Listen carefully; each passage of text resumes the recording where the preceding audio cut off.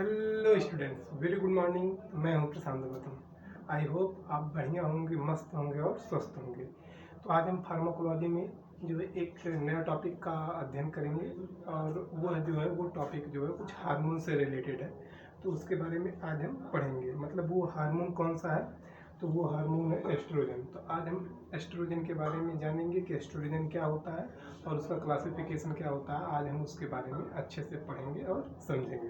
तो चलिए अब देर ना करते हुए अब हम एस्ट्रोजन के बारे में थोड़ा समझते हैं कि एस्ट्रोजन क्या होता है। ठीक, तो एस्ट्रोजन जो है ये क्या है, एक नेचुरल हार्मोन होता है। ठीक, क्या होता है, एस्ट्रोजन जो है एक नेचुरल हार्मोन होता है जो कि कहाँ से सीक्रेट होता है, ओवरी से।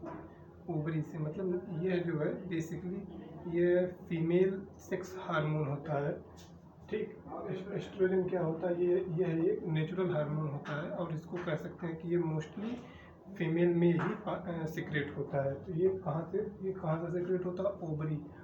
मतलब ये नेचुरल हार्मोन होता है, ये ओवरी से सीक्रेट होता है और ये एड्रिनल ग्लैंड और प्लेसेंटा से भी सीक्रेट होता है बहुत कम मात्रा में। ठीक, तो ये जो है आप एस्ट्रोजन के बारे में थोड़ा सा ओवर व्यू आप समझे होंगे कि एस्ट्रोजन क्या होता है। तो एस्ट्रोजन क्या होता है कि यह एक नेचुरल फीमेल सेक्स हार्मोन होता है जो कि ओवरी से प्रोड्यूस होता है और हम क्या कर सकते हैं कि ये जो है एड्रिनल ग्लैंड और प्लेसेंटा से भी प्रोड्यूस होता है।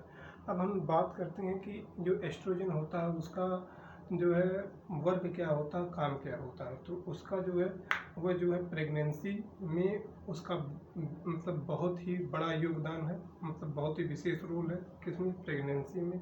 ठीक, पीरियड के दौरान भी इसका बहुत बड़ा रोल है। और तीसरा जो है जो ऑस्टियोपोरोसिस जो महिलाओं में जो होने लगती है, मतलब उनकी हड्डियां जो कमज़ोर होने लगती हैं, जो हड्डियों के जो मसल्स फाइबर हैं वो जो है कमज़ोर होने लगते हैं, ढीले पड़ने लगते हैं।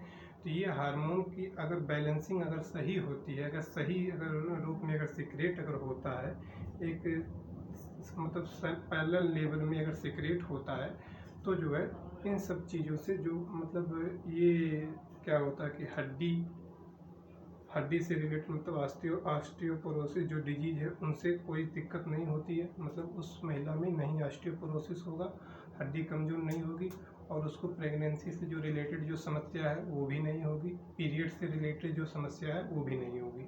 इन सब समस्याओं को कंट्रोल कौन करता है, एस्ट्रोजन। ठीक, अगर एस्ट्रोजन अगर सही लेवल में अगर सीक्रेट हो रहा है तो ये परेशानी नहीं होगी। अगर उसका लेवल अगर डिसबैलेंस हुआ तो परेशानी होना स्टार्ट हो जाती है। तो चलिए अब हम पूरी आपको फार्माकोलॉजी नहीं समझाएंगे, केवल एक थोड़ा सा ओवरव्यू आपको समझा दिए। अब हम जानते हैं कि इसके क्लासिफिकेशन, अभी हम फार्माकोलॉजी में केवल क्लासिफिकेशन पर ही ज़्यादा फोकस करेंगे। तो चलिए अब हम क्लासिफिकेशन के बारे में पढ़ते हैं और समझते हैं। ये क्लासिफिकेशन बहुत ही इंपॉर्टेंट है। मीन्स एस्ट्रोजन में कितनी कितनी कैटेगरी होती है और वो किन किन कैटेगरी में कौन कौन मेडिसिन पाई जाती है। ठीक, तो हम मेडिसिन के बारे में अच्छे से समझेंगे और पढ़ेंगे। ठीक, तो आप हमारे वीडियो को लास्ट तक देखिएगा। जो है एस्ट्रोजन से रिलेटेड और उसके क्लासिफिकेशन से रिलेटेड जितने भी डाउट हैं वो सब आज इस वीडियो में क्लियर होने वाले हैं। तो चलिए देर ना करते हुए अब हम जल्दी से समझते हैं कि एस्ट्रोजन क्या होता है। तब एस्ट्रोजन का क्लासिफिकेशन क्या होता है।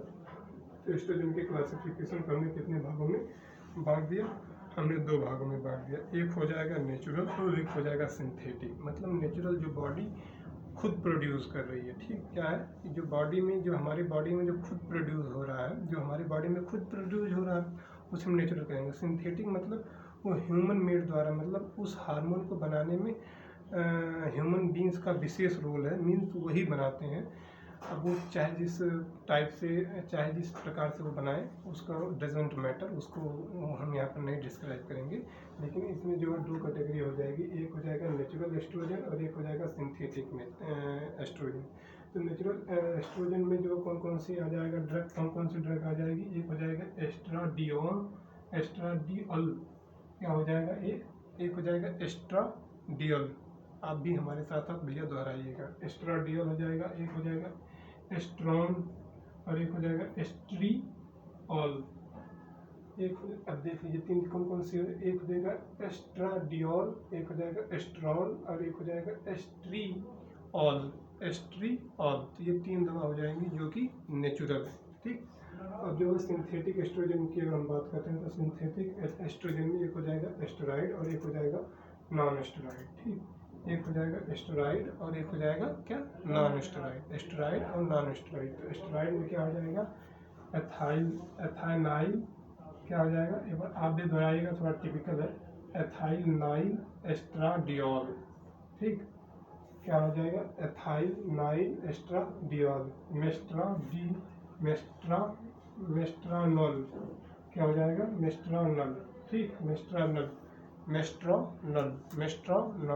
और एक हो जाएगा टीबोलोन। मेस्ट्रानोल और टीबोलोन।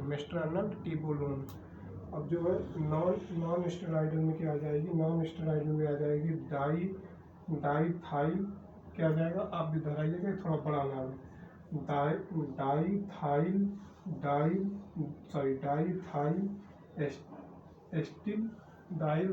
एस्टीडेस्टेरॉल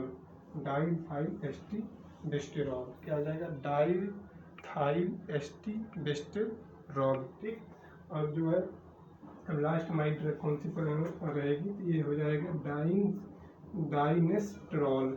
क्या हो जाएगा, डाइनेस्टेरॉल। तो ये जो है नॉन स्टेरॉइडल में जो है ये मतलब कौन दो कैटेगरी आ जाएंगी, जो कि है डाईथाइल एस्टीडेस्टेरॉल और एक हो जाएगा डाईएनेस्टेरॉल। ठीक, डाईएनेस्टेरॉल। तो ये जो है एस्ट्रोजन है। एस्ट्रोजन के बारे में आपने अच्छे से समझा और इसका क्लासिफिकेशन ये रहा। एक बार हम आपको फिर से बता दे रहे हैं कि एस्ट्रोजन क्या होता है। एस्ट्रोजन यह एक फीमेल सेक्स हार्मोन होता है जो कि ओवरी से प्रोड्यूस होता है। इसका जो है बहुत मतलब योगदान है, लेकिन बेसिकली 3 है। एक प्रेगनेंसी को कंट्रोल करता है और पीरियड को कंट्रोल करता है, और ऑस्टियोपोरोसिस होने से फीमेल में ये जो है बहुत ही मतलब बचाता है। ठीक, तो ये हो गया हमारा एस्ट्रोजन। अब उसके क्लासिफिकेशन की अगर हम बात करते हैं तो उसके क्लासिफिकेशन में क्या आ जाएगा, एस्ट्रोजन की क्लासिफिकेशन को 2 भागों में बांट दिया, एक नेचुरल या एक हो जाएगा सिंथेटिक। तो अब नेचुरल में क्या हो जाएगा, एस्ट्राडियोल और एस्ट्रोल और एस्ट्रियोल। और सिंथेटिक एस्ट्रोजन में हो जाएगा एस्टेरॉइड और एस्टेरॉइडल में हो जाएगा एथाइनाइल एस्ट्राडियोल और मेस्ट्रानोल टीबोनल। नॉन एस्टेरॉइडल में हो जाएगा डाईथाइल एस्टिलबेस्टेरॉल और एक हो जाएगा डाईएनेस्टेरॉल। आई होप आपको एस्ट्रोजन के बारे में और उसके क्लासिफिकेशन के बारे में जितना भी डाउट हुआ होगा आज वो क्लियर हुआ होगा। ठीक, तो चलिए आज के लिए बस इतना ही। केवल आपसे मेरा एक ही गुजारिश डेली का, यार अभी मैं थोड़ा सा वीडियो में बना रहा हूँ, अभी मैं यूट्यूब पे पढ़ाना भी जल्दी से जारी किया है, तो यार प्लीज़ हमारे वीडियो को लाइक कर दीजिएगा और चैनल को सब्सक्राइब कर दीजिएगा और शेयर करना मत भूलिएगा। अगर आप शेयर करेंगे तभी लोगों तक ये वीडियो पहुँचेगी। तो प्लीज़ यार इतना आपसे रिक्वेस्ट है, इतना कर दीजिएगा। ठीक, और आज के लिए बस इतना ही। All the best, thank you.